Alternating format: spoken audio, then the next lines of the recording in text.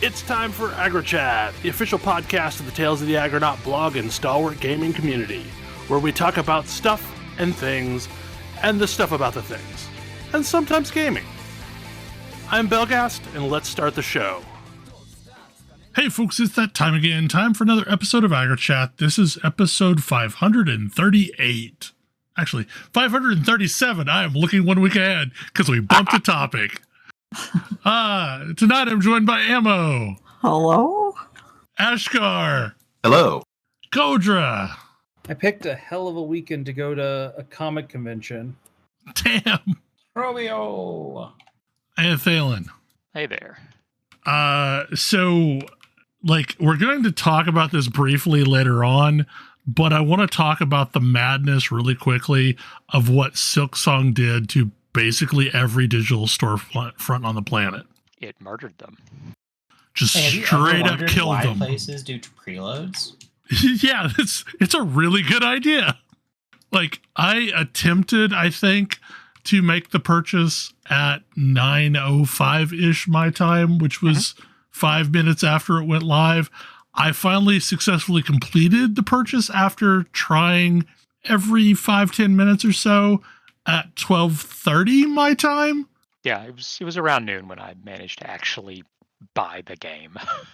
I've never seen a game do this. Deltarune did it.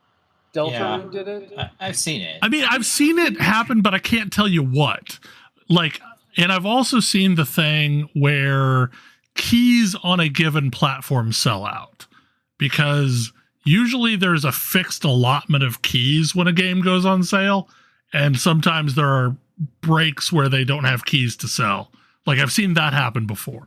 But yeah, this was wild, and it wasn't just Steam. It was all the platforms seemingly cratered to some extent. eShop certainly did. That was one of the ones I was trying to get it on. Yeah, and I also heard Xbox and PlayStation both had problems, so yeah, it was a thing. There was a reason why people moved, release dates away from this week. Mm-hmm. Anyway, we'll get back to that later. Is this seat taken? This is a little puzzle game that I have been really enjoying. It's basically like a fancy interface for one of those logic puzzles that you probably did in elementary school. But the idea is you've got little people represented by little shapes, and they need to get to Their correct seat? Yeah, well, it's not so much their correct seat. It's you have to arrange them all in the available seats to satisfy whatever their needs and demands are. Someone might be trying to sleep, and they don't want to be next to people who are talking or playing music. Yeah, or somebody forgot to shower, and somebody else can't stand strong odors. Can't stand strong odors is the worst because it hits stinky and cologne. Yeah. And it does this really neat gradual escalation. And it's just charming. It's got a weird little story going on. It is very charming. I'm currently in Act 3, which is kind of the low point of the story. Or London. I'm in London. I don't remember which one that is. But it's very fun, and then all of your people are happy. You find the right configuration, and everyone's happy and does a little dance. Yeah, it's very cute, and it's just satisfying to solve the puzzles. It actually gets fairly challenging as you go. Yeah, there's definitely been a couple of puzzles where I was I feel like this is impossible, and then I realized I was assuming I misread something and thought somebody had a constraint they didn't, and was able to solve the puzzle. It gets pretty tight on the total number of solutions. It's not a single solution for all of the puzzles, but it's pretty constrained. Do you eventually get to a point where it starts to lock shapes into place essentially as you nail some of the harder ones, then the other ones just become more obvious? Well, I mean, yeah. So sometimes it's there's if you sort of configure everything in your head, you're oh, I need there is one location in this entire map where 4 shapes can, quote, be together, and I need these 4 shapes to be, like, quote, together. And so you're just like, okay, I can lock those guys in there. Like, they have to go there. And then, like, you come in, it's like, wait a second, like, this feels like these shapes all need to be together. And then you realize, oh no, those can be, like, side by side along a road, but the, like, 2 ends can be separate. And that's a slightly different thing. There was a bus puzzle I remember that was really constrained like that. Yeah. There's another set. Sometimes what'll happen is when you do parts of a puzzle, like there's one where there's like stadiums and where it's like a stadium and people in the stadium and they can eat popcorn. And the way that it'll happen is when somebody eats popcorn, they will what's the word I'm looking for? They'll leave popcorn behind, and then you'll have people that are like, don't want to sit in a dirty seat. And that's like because of the way you arranged it in the previous iteration, like the previous part of the puzzle, it'll have an effect on the next part of the puzzle. And that can get fiendish. Because I assume at that point it's too late to roll back and redo the first part. Yeah, I mean, sometimes you just got to be like, well, that didn't work. Time to go back. It's kind of miserable when you realize quickly that you're in a failed state. The thing is that there's enough alternate ways to solve it that usually you can get yourself out of it, but it's not 100%. And like there was one where I just like could not figure out how to get to like a solvable state, and then it was just like, oh, I think about this a little bit differently, and it just works. So last week, or did you have more to say on that, Tam? Oh, just that it's like a super charming, like lightweight, fun game for me. It is definitely very charming and lightweight, and the story is cute. So last week I was really harsh on Path of Exile 2. And I have come to the realization that no, actually, this is a very good patch. And the game is in a very fun state right now. It's just, it has balance problems. And I happen to pick one of the bricked interactions to try as my first character. But apparently there's more things that are working than are not. So that's good, at least. Like the longer it has gone, the more people have caught up and got up into the ladder ranks and have diluted the Deadeye core that is at the very, very top. So that's been good. There's some interesting stuff going on where they introduced a bunch of additional currencies. So, you know, if you have like a transmute, you know, for example, which, if I remember correctly, like, I never can remember the names of these things. Yeah, transmute is normal to magic. So there is also a greater transmute and a perfect transmute. And when you find these additional currencies, they essentially gate the low-end rolls from being able to roll on an item. And these additional currencies exist all the way through the spectrum of crafting options, so that one, the like low end currencies really don't mean anything value wise other than as like a proxy currency. So like exalts are, you know, basically still the dollar bill, but that's for trade purposes only. Like the rest of the currencies are in a state where you want to use them whenever you get them, because you might as well. It's not worth holding on to in the hopes that one day when you finally hit the end game, you will need these things, because by the time you hit the end game, you're wanting a different set of currencies.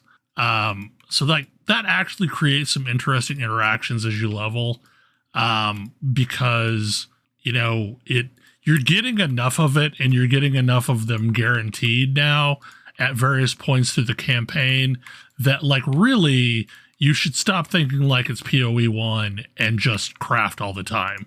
Like, if you get currency, go ahead and use it, because you will get plenty of it when you hit the end game, so you don't need to hold on to it, for dear life, like you're going to buy your way out of debt when you finally hit the high levels. So like, that's cool. Also, the campaign additions are very good. Like, Act 4 is maybe the best RPG act that I've ever experienced. The way that they're doing some really cool things, and they're doing some things that are unique to the genre that I've never seen before. So like, when you go to the fourth act, you're basically, exploring an archipelago, and you can go to any of the islands in any order, and they are loosely scaled to your level. So realistically, like, there's no gotcha there. You can start anywhere. There is a more logical, story-driven order that you might want to go, but like, it doesn't matter. You may have bag bloat for a while if you find something, on the first island that you go on that doesn't slot into anything until the last island you go to. I did this with a shark fin for shark fin soup. But like, there's one of the islands has a prison on it. So it's this cool callback to PoE 1 and the prison, but there's this super cool mechanic that's happening that basically the prison is flooding, and every so often the tide will come in and it will slow you and the enemies at the same time, because you're now waiting in water, and then it will roll back out and you go back to full speed again. And so like, there's a bunch of weird, interesting interactions like that happen as part of the fourth act. So it is very cool. I really liked it. And then instead of going into cruel acts, there's this thing called the interludes, which is basically 3 throwaway acts that they cobbled together that I really hope continue on in some form, because they do something really cool for the game. So in Mass Effect, when there's always a phase in the game where you now need to build an army. You need to go recruit different races, different factions to come help you. And essentially that's what these preludes are, is so at the end of Act 4, there is a conflict a-coming. You know there's a conflict, but all these organizations that you've interacted with have their own problems, and they can't necessarily help you unless you go free up their resources. So each act is basically you spending time deep diving into a specific faction inside of this world and helping them with their problems, which is like, I really hope that, they've said this was a throwaway experience to go through these preludes, but I hope eventually there's a way to play these just as side content that may not be in the main content, but and there's like lots of interesting stuff that happens in them, some really cool boss fights. It does not feel like this was throwaway content, but it apparently is.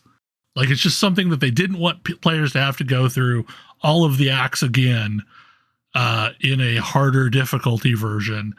So they finished up Act 4 and then cobbled together this thing that like doesn't feel cobbled together. Like, it feels like a cohesive experience. And then other than that, like, Abyss has been a really amazing League mechanic. It offers a bunch of crafting options, ways to guarantee specific things on an item. Like, veiled chaos orbs were always a thing that was only used by the highest end of crafters, but essentially, like, you're getting enough of these things that you want to basically finish every item with one, so that if you've got an item with 5 affixes, you can use one of these veiled chaos items to get like a choose 3 to get something that may help out your item if you're crafting something. So like that's really cool. There's also a bunch of like unique versions of supports that do something similar to what the baseline version of a support is, but are really useful in specific situations. So like there's a version of meat shield support, which basically is, the person does less damage, or the minion does less damage, but takes less damage. So it's something that you put on your tanky minion, to survive better. Well, there's a unique version of that called Brutus's Brain. And basically they can deal no damage, but they can take no damage, which in certain circumstances is really useful for minions that you are only using to buff your party. So like a skeletal cleric is basically there just as a healer in a minion pack. And if you give it Brutus's Brain, it's immortal. It's never going to deal any damage. So it can just sit there healing your party of minions. And like they're all that way. Like all of these specific supports like do interesting things and are hyper niche in their application, but like there are definitely builds where it is useful for these things. So it'll be interesting to see how they work. Also the storefront thing is great. It works perfectly. There's some weirdness where some of the items don't show up as sellable, but it's fine. There's bugs, I'm sure. But yeah, like all in all, like I am very positive on this patch after I rerolled away from something that wasn't working.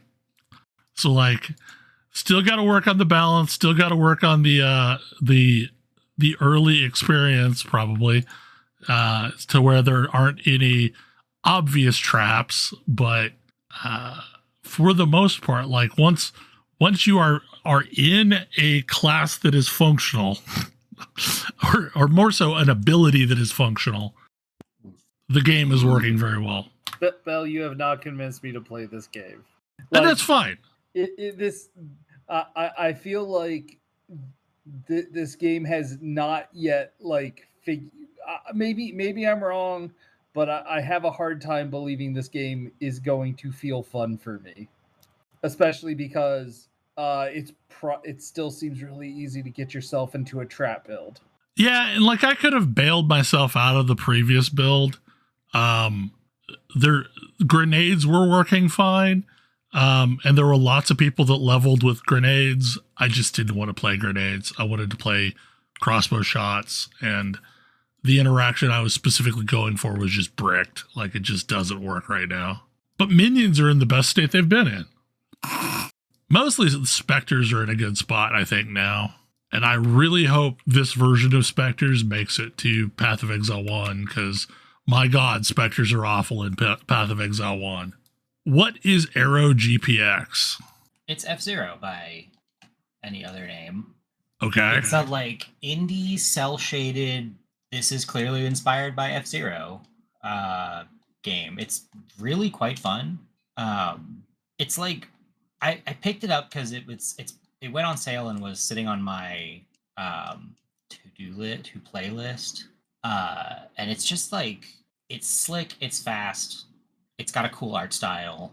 I like doing the like cell shaded F-Zero thing actually works super well.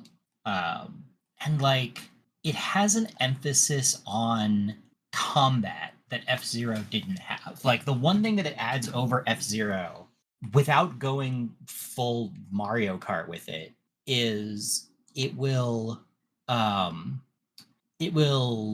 has a like quick like a quick strafe button where you just like juke to one side, and depending on what kind of vehicle you're in, that can be like just a quick maneuvering tool, or it can be like a devastating attack against another car.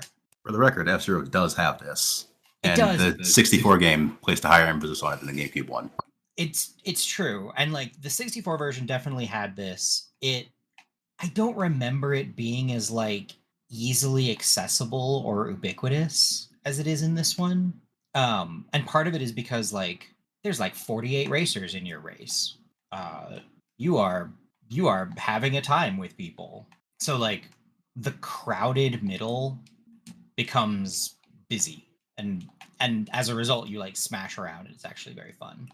But yeah, I've another like lightweight but very enjoyable game I've been giving a go to. And I also like it definitely captures it's leaning a lot into the just like essential weirdness of the original F-Zero, where like every racer was a very, very bizarre developed character, and they're doing a lot more of that. Like there's a lot of racers, they vary wildly. My favorite is like a robot guy who has like who's just like super offensive. He's got 2 big cannons on his vehicle that, as far as I can tell, are purely ornamental, but reflect that he does lots of damage.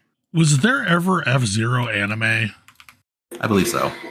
I would believe so, and this feels like I would, if somebody told me that this was like heavily inspired by the F-Zero anime, I would believe them. F-Zero GP Legend. Okay. I know this exists because there's a clip of Falcon doing a Falcon Punch in it. Yeah, no. So this came out after Smash Brothers did. But yeah, it's just it's very over the top. It's just got a good vibe. Like it is the right mix of fast and like visually parsable. And like it's F-Zero, but I love F-Zero. I'm not sad to have something inherent, like something trying to be a modern F-Zero. Also, the cell shaded style really is like the art style is a huge sell for me. I don't know what more to say about a racing game, but yeah, I mean, if you liked F-Zero, this is probably worth your time. What is Sword of the Sea? Sword of the Sea is a delight. What if Journey and SSX Tricky had a child? Like, do you like both those games? Because have I got a game for you? This is the hoverboard game. Yeah, Hover Sword. Okay, yeah, okay. I remember seeing the trailer for this. I just did not know the name of it. It looked great. It's really fun. Like, it is a blast. Like, it's visually amazing. I mean, like, I guess if you don't like SSX Tricky for some reason, then sure, maybe it's not for you. It also gave me slight Jet Set Radio vibes, kind of. It's got a little bit of that too. You're like, I don't know, you're some spirit being rocking around on your sword hoverboard, turning a desert into a lush, watery oceanscape. Do I know why? But it is a delight. Like the movement feels really good, and it's like the movement feels great. Just the vibe of just the whole SSX vibe. There's a whole like you unlock tricks over time, and unlocking tricks is actually super great. You get like speed boosts, but you also have sections where you need to score points, a la snowboarding games. Turns out I still really like those games. Now, is this snowboarding though is very downhill? Like you're on a course. At least I thought that was what I remembered of the SSX Tricky. This is true. So is this like one of my thoughts is this more Tony Hawk where it's like Tony Hawk was just like, here's an entire zone and you can score a bunch of points in this zone. It's so, I mean, it's probably a little bit more like Tony Hawk. But like, there's definitely an emphasis on moving through the space. Okay. Like, Yeah, I kind of got the impression that this was fairly open world. It's pretty open world. And there's a lot of like you are not limited in going downhill, but it's definitely it's definitely a thing that you can do. Like it creates a lot of little channels that you're kind of zooming down, and those aren't necessarily downhill because you don't care about things like physics, but it feels more snowboarding than Tony Hawk because you're like, and maybe it's just because it's outside in its natural spaces more than it's like natural spaces and not urban spaces, and that leads that feeling to me, but hard to say. But also, if you like Tony Hawk, you probably like this is also in that same vein. It's gorgeous and it's really good. Yeah, I remember seeing the trailer and thinking it looked really cool. Yeah, like the trailer sold me. I then picked it up when I saw it come out, and the game itself is just as good as the trailer made it look. I just never have any memory for names. Like I remember seeing a trailer and then I can't remember what it was called, but I'll have a distinct memory of the thing. The only reason that I remember it is because I wishlisted it immediately. Okay. Like I saw the trailer and was like, okay, I'm never gonna remember that name. Let me just wishlist it. And then Steam was like, hey, this game is available now. And I'm like, what game is that? I don't even remember that game. And it turns out, oh right, it's that one with the trailer that I saw. Yeah, because the name is not real connective tissue to what the kind of game that I saw was. No, it is not that. So I have been playing Destiny Rising, and for those who have no idea what that is, it is basically a mobile version of Destiny. And honestly, think about the vibes that folks have been giving the mobile version of Final Fantasy XIV that's in the works and having all these features that they wish the real game had. That is Destiny Rising. Except for instead of being a build your character looter shooter, it is a hero looter shooter so that they can have gacha characters. Okay. So basically, like, think what if Overwatch was a looter shooter, but it like has all of the goodness of Destiny. It is its own universe, a different timeline. It is disconnected from the main Destiny universe, but also has lots of the same characters and, you know, types of mobs that you fight, but honestly explains the story far better than Destiny ever did. Low bar. And okay, I yeah. need to pause you because my brain is screaming at me. Like, how does this game actually play? It plays like Destiny. You can play it on a PC or you can play it on a mobile device, and how does it play on a mobile device? Shockingly good. It does the whole two-thumb thing where one is steering and one is hitting attacks. It like I've only played the tiniest amount on phone, but it seems to work. But okay, so now is it two thumbs, like one for moving, one for looking, like in Destiny? Sort of, and the thumb that is the looking thumb also is the one that you're going to hit attacks off of. Okay. It mostly works. There's a fair amount of auto aim playing at this to make it feel decent on a mobile device. There are a lot of existing shooters that have mobile versions. Yeah. I guess this is fair. I guess I am old and out of touch. It's not the kids who are wrong. Yeah. So I mean, it feels fine on mobile because like I was in the alpha test for this, and I only had access to a mobile version and played enough of it to make me think like this looks like this is reasonable. Like I think they could possibly pull this off. And I did not fire it up immediately after it launched. It's been out for a couple weeks now, and I finally, after seeing so many people say, yeah, no, this is better than Destiny, I believe them. Like, it's got the trappings of a gacha game.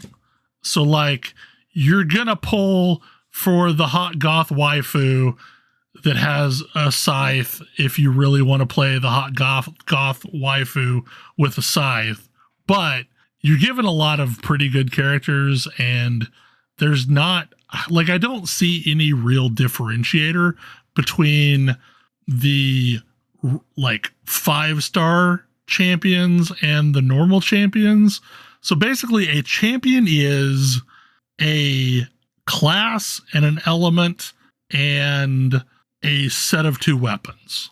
So the default character that you play is a hunter, and you get to control the gender and rudimentary physical appearance of the character named Wolf, and you get to choose a voice to use. So that is all your configuration. But Wolf is a pretty, like, there's a lot of gacha games where the default character is a wet blanket, like, that you would never want to use in combat. And the second that you ever get a better character, you're just never going to touch the baseline character ever again. That is not the case here. Wolf is really powerful. Wolf is basically a solar hunter that has weird anime Gundam laser sword slashes in the air. You know, the thing where the giant Gundams pull a sword and swipe and a laser beam goes out? Wow. That's one of your attacks. Like, so, like, it's a fun character, you know, and you've also got, like, a melee attack that, so long as you can manage to keep aiming at a target, you can use it in a row to basically slice through as many targets as you can target. But the second you pause, that ends your attack. And like that character has an auto rifle and a grenade launcher, and that's basically the combo. There's a very defensive Titan that you unlock really early on through the story, and he has a pulse rifle and like a heavy machine gun, and you know, most of his attacks are fairly defensive in nature.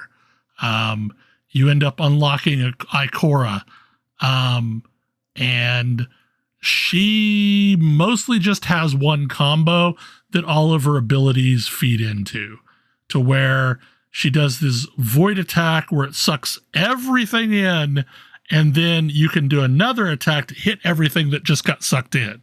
And I don't remember. I think she has like one of the single shot primary slot grenade launchers as her main attack, and I don't remember what her secondary is, but basically, like, every character has fixed weapons that it uses. So you need to like what they're doing with their superpowers, and you need to like the weapon loadout that they have in order to really enjoy that character.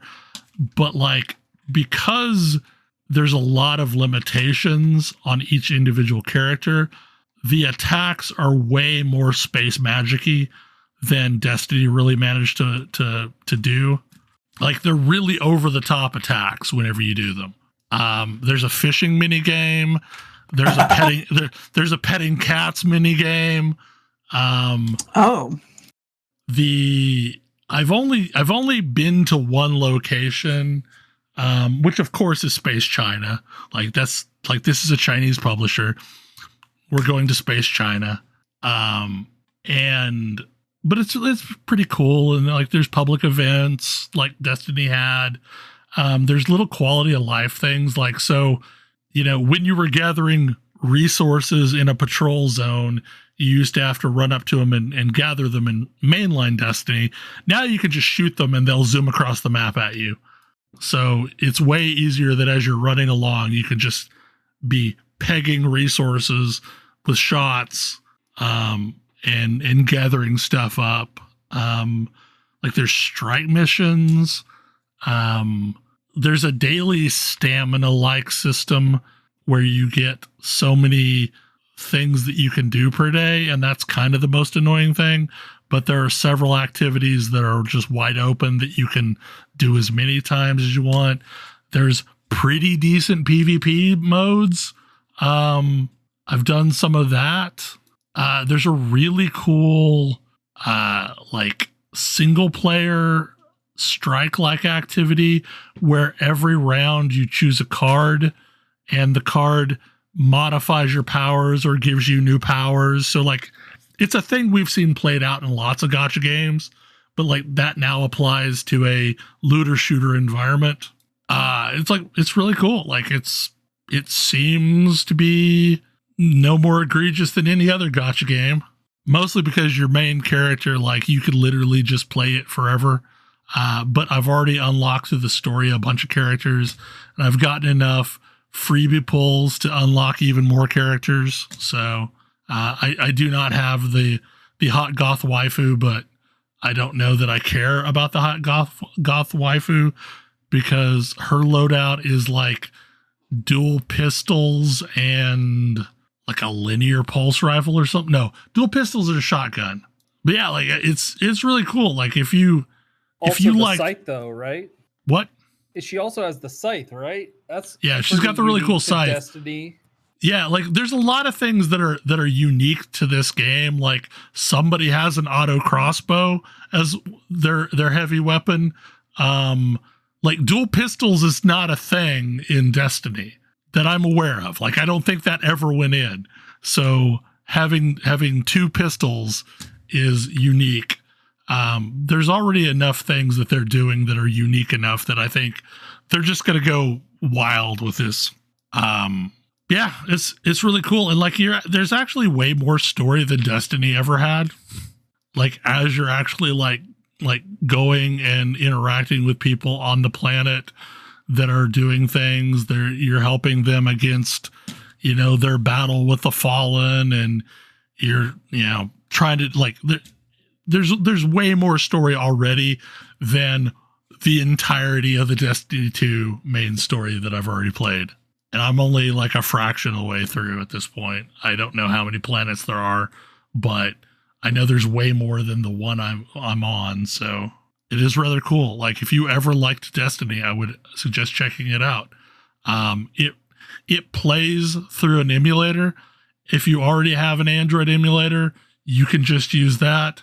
There's a default one that's already pre-configured to run the game, and that is basically the PC client, but it is shockingly responsive, and mouse and keyboard works beautifully through it.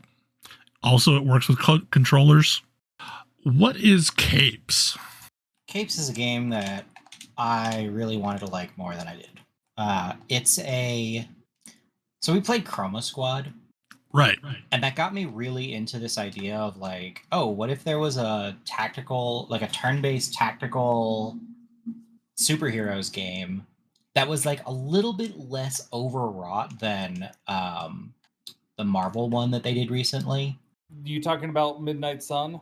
Yeah, Midnight Suns, which Midnight Sun is definitely a little overwrought. Like, I really wanted to like that one, but it really didn't want me to play it. I got really far in it and was like, yeah, there's it takes a while to do anything.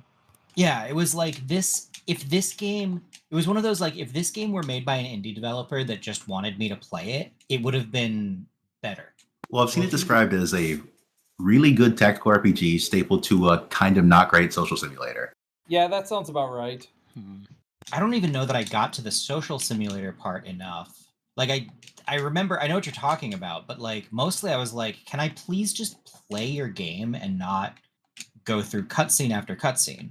But anyway, I liked the concept. And so I picked up Capes, which was basically supposed to be the concept. And it's fine.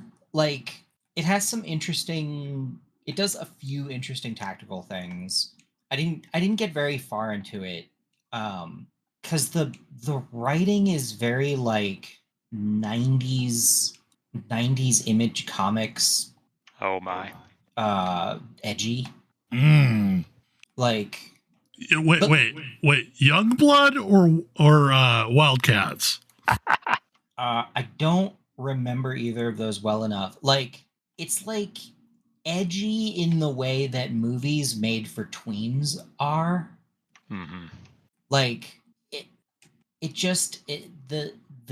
the writing did not grab me, and like continued to not grab me, even as it had good ideas. And I think part of it was just like I got a little bummed out at good ideas executed poorly.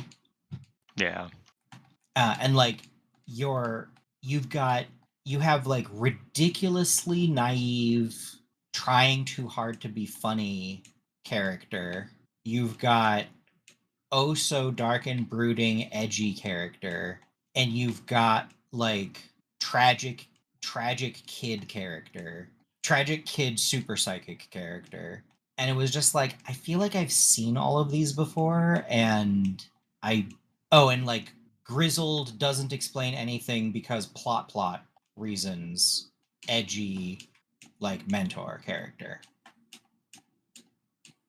So you're saying it takes a cue from all those young adult novels that came out around the same time as Twilight. Yeah. Yikes. And I really like it's got some interesting bones on it. It's so frustrating to me that it's like so not quite there. Because the actual combat is neat. Like the actual gameplay mechanics are neat. They're just like and you get into it quickly too, which I also liked.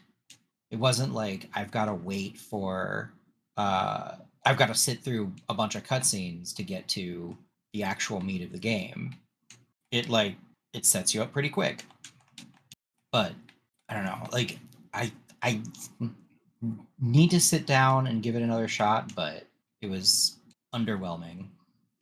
So now we get to the reprisal of the first topic. Silksong came out. Oh my goodness. Silksong did in fact come out. It really came out. Yeah. And first of all, if you haven't played Hollow Knight, don't go straight to Silksong. Play Hollow Knight first. This is a lot harder than Hollow Knight was. Yeah.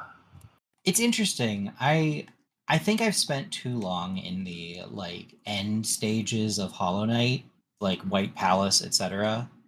Oh, sure. Yeah. Because I was like, oh, I'm glad that we didn't just start from where Hollow Knight left off. It is not as hard as White Palace to start, but like it's way harder than Hollow Knight starts off. Yeah. I think that it paces better, and that's what makes me feel differently about it. I really, really like the pacing. I think it introduces new stuff at a good speed. Like it's an excellent game. It is harder than Hollow Knight and gets there. It gets there faster, but it gets there in ways that I find kind of interesting, because it does stuff that's like harder than Hollow Knight.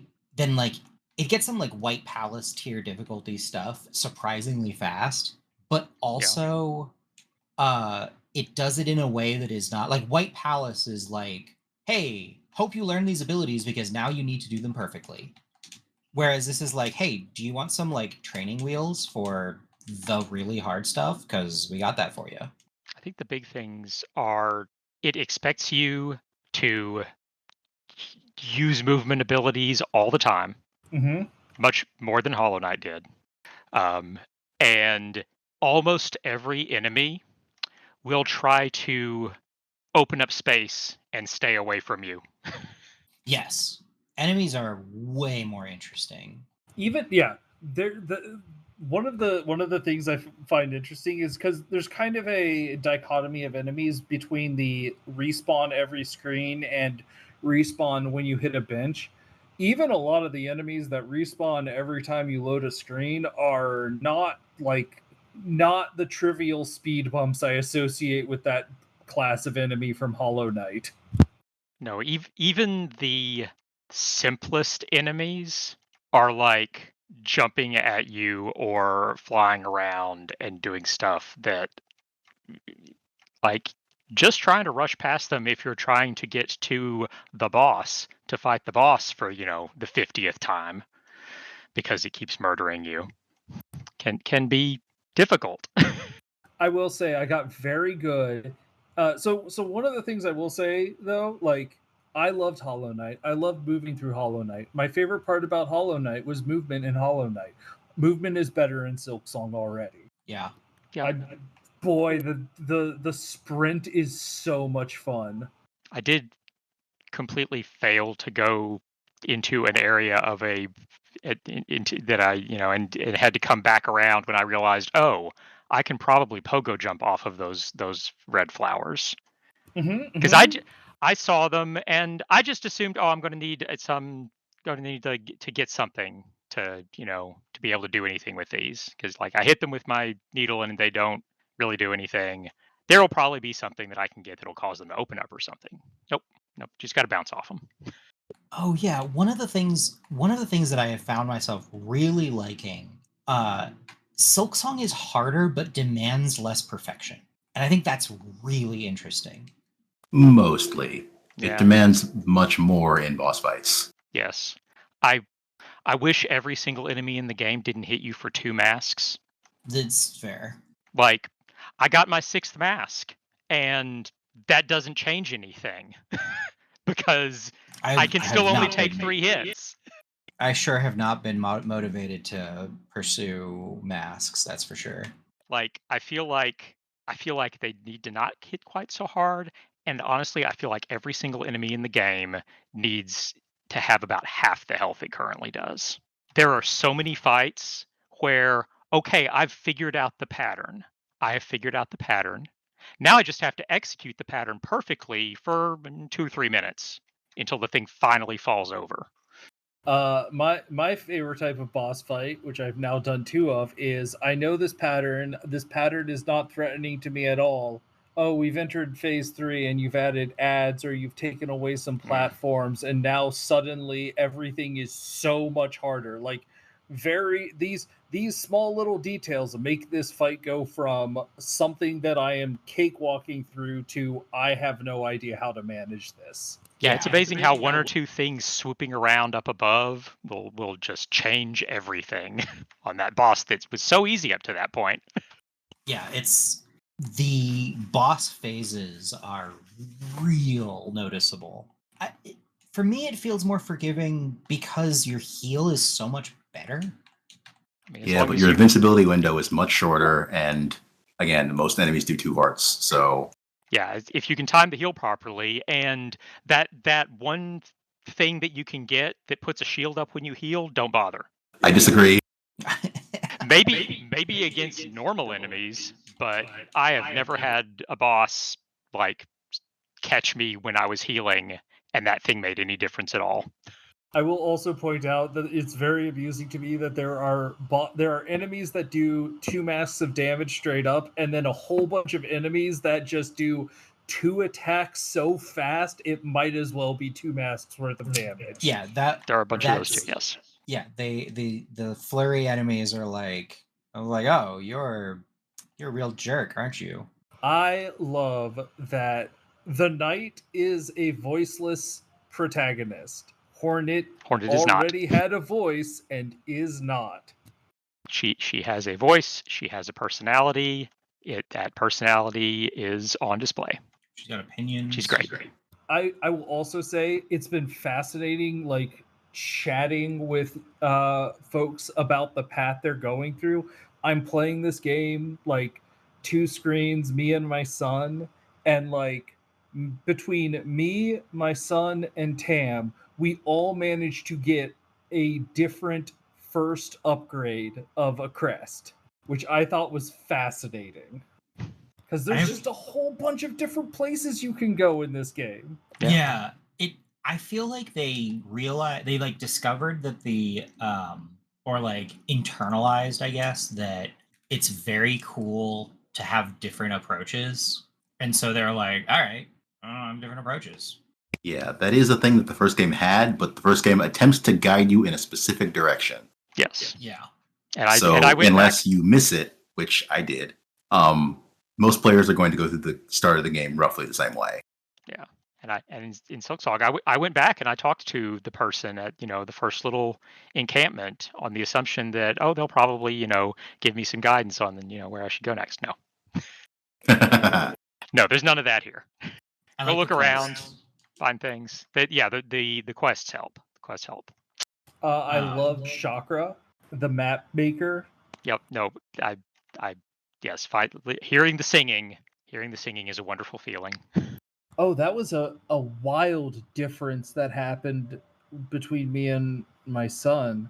I did the thing where I went into the red ant's nest immediately, like the big guy with the club.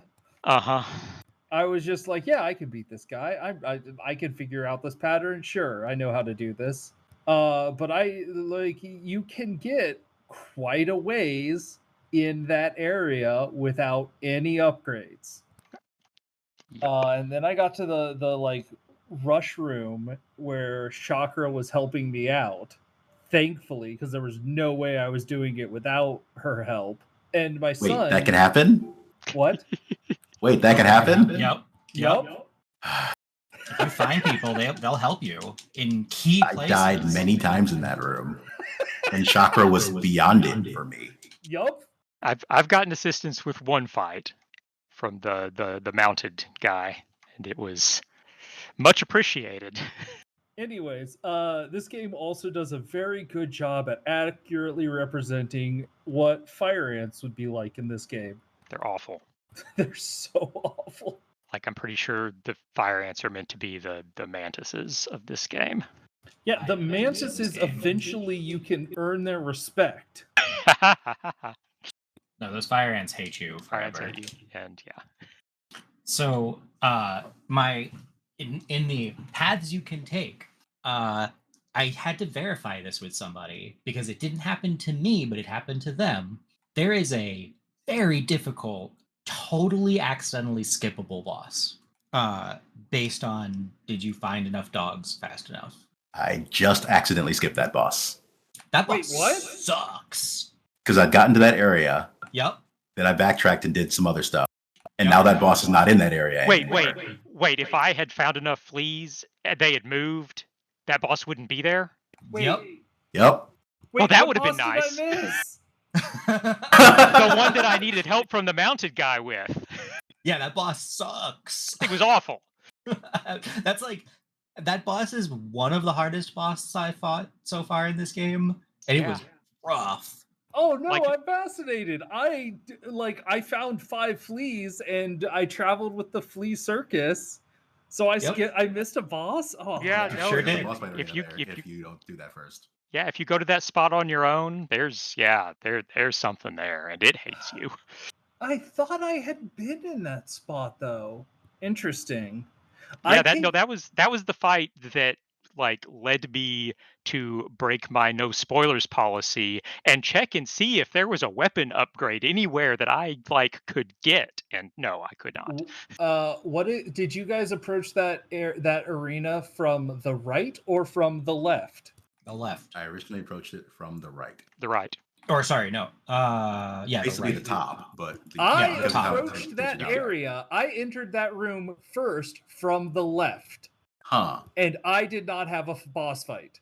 I don't think the door to come in from the left is accessible. Oh, it sure at that is. point.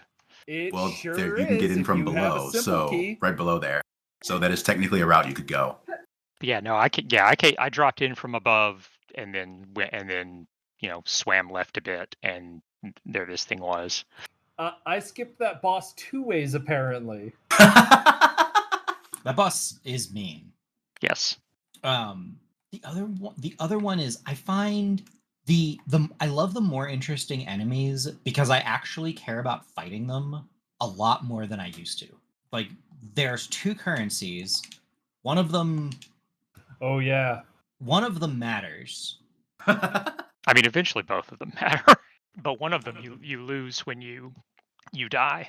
And one is definitely harder to get, and you have to fight harder enemies to get it for the most part. And let me tell you, I learned to start using the machine to turn that currency into unlosable strings. Oh, Early. I have not Yeah, been that's- taking that deal. I That do it was a- every time. I was like, oh, that's lossy. I was like, oh, that's lossy. Why would I do that? And then I was like, nope, doing this. Yeah, after I had lost about 400 of those things, and yeah, no. Every time I get 140, I'm going back to Belltown and stringing them up. I lost 2,500. And was That means that you had 2,005. What were you I did. doing? Fighting a boss, but it had stuff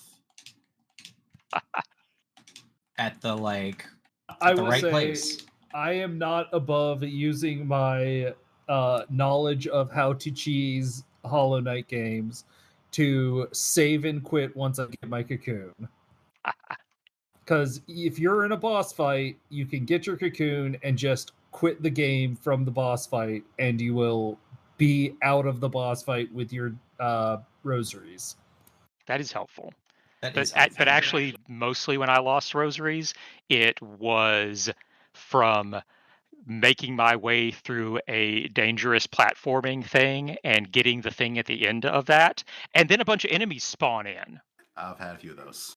And bouncing through an area with spikes above and below, and nowhere that you can actually stand is difficult enough when there's no enemies flying around.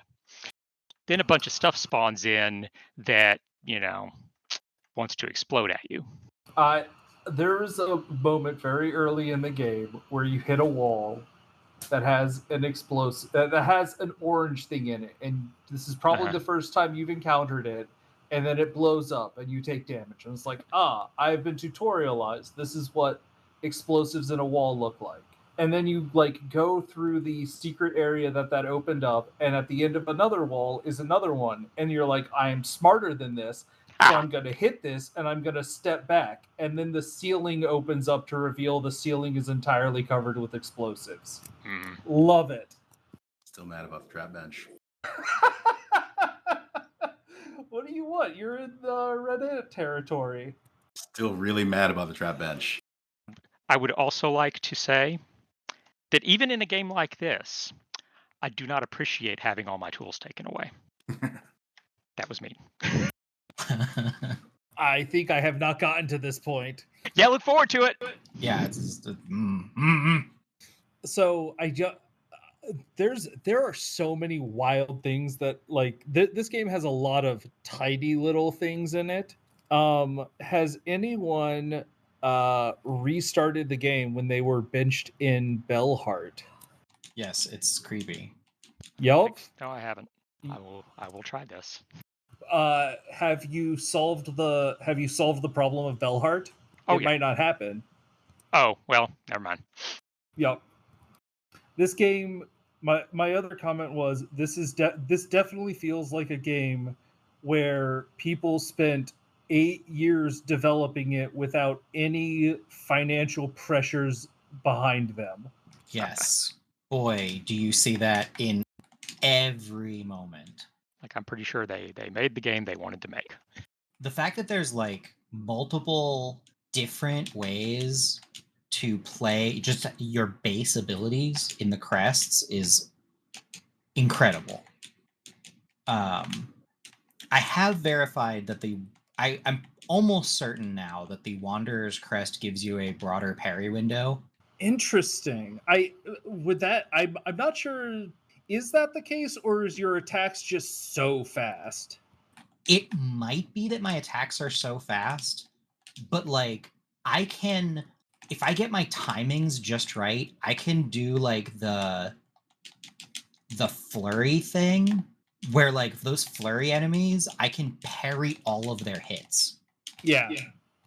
And it's so satisfying. The Wanderer's Crest feels very strong, partially because I have a ton of muscle memory with this exact move set. But yeah, Silksong is really, really good. I'm honestly struggling with because part of me is like, this is definitely my game of the year, but part of me is like, I don't know. Like, Blueprints also came out. This year's ridiculous. Yes. This year's had a couple of just incredible standouts. I've seen so many people cosplaying as the knight at this Comic-Con I'm at, and we're all very upset that we were scheduled to come to a Comic-Con when we could be playing Silksong. I do have a favorite boss in this game. Trobio is so great. Oh, I haven't met this one. He's hilarious. Rarely do I run into a boss where I'm like, oh, I think this boss is even better having beaten it, because I wasn't prepared for how funny it was going to be. I have to say, one of the things that was making me laugh is there's these enemies that kind of like, they do a little bit of leap at you, but then they kind of go face first into the ground and slide, and it just reminds me of Zote so much. And every time they absolutely hit me because it's such a weird attack pattern, but like, boy, it's so funny. Are those the little like stumbly guys? Yeah, the little stumbly guys that like kind of leap and then fall on their face and slide on the ground and are really annoying to dodge because it looks like they're going to make a big jump when they just kind of come right at you. I feel like all the pilgrims are more difficult to deal with than they look like they should be. They look like easy early game beginner enemies. Yes. And in a way they kind of are, but compared to the other stuff in this game, they are, but and then they hit you with that bell. And they throw bells at you or puke at you or, I was thinking about the big guy with the bell stick that hits for 2 masks. Oof. Oh, I love Shermie so much. The little pilgrim that's like clanging their instruments together and singing at all of their problems. That keeps trying to wake up the horrible things. Yes. The number of delightful little guys in this game is incredible. Yes. So, has anybody figured out how crits work? No. Sometimes I hit an enemy and the entire screen flashes, and they take extra damage. But I could not tell you. I have not seen any extra damage, but you do get a big giant flash when a silk ability is ready. I know I know the big silk ability flash. This is like, it's got like a special sound effect even. Which crest are you using? Wanderers. Okay. Because if you upgrade Hunter, it like has a focus effect that will do that.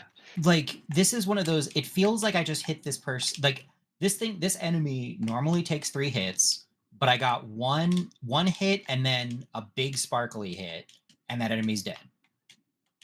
I love where I'm like, what do you mean by upgrade? Because I know how I have, quote, upgraded my crest, but it's not like a power upgrade.